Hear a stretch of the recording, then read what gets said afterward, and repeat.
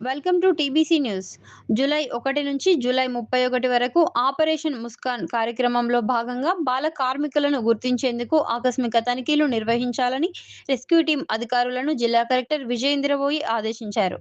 గురువారం collector కార్యాలయంలోని mini సమావేశ మందిరంలో ఆపరేషన్ ముస్కాన్పై ఏర్పాటు చేసిన సమావేశంలో జిల్లా కలెక్టర్ మాట్లాడుతూ 18 సంవత్సరాల లోపు వయసు గల బాల కార్మికులు పనిచేసే ప్రాంతాల్లో వారిని గుర్తించి తీసుకున్న పునరావాస చర్యలపై అధికారులకు జిల్లా కలెక్టర్ పలు సూచనలు చేశారు.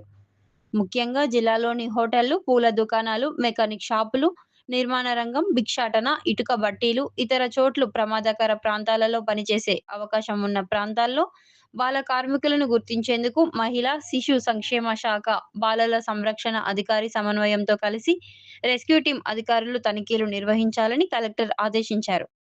ఈ తనిఖీలలో బాల కార్మికులను గుర్తిస్తే వారిని పనిలో నియమించిన వారిపై బాల కార్మిక నిర్మూలన చట్టం 2016 ప్రకారం చట్టపరమైన చర్యలు తీసుకోవాలని, బాల కార్మికుల పిల్లలను బాలల సంరక్షణ కమిటీకి అప్పగించి వారి సంక్షేమంకు చర్యలు తీసుకోవాలని సూచించారు.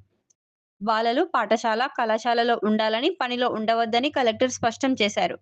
ముఖ్యంగా గ్రామీణ ప్రాంతాల్లో, పట్టణ ప్రాంతాల్లో 0 నుండి 14 సంవత్సరాల లోపు, 14 నుండి 18 సంవత్సరాల లోపు ఉన్న బాలలను పనిలో పెట్టుకున్న వారిని లైంగికంగా వేధించినటువంటి సంఘటనలు బాలల సంరక్షణ అధికారికి గాని, child line toll free number 1098కి సమాచారం అందించాలని అన్నారు.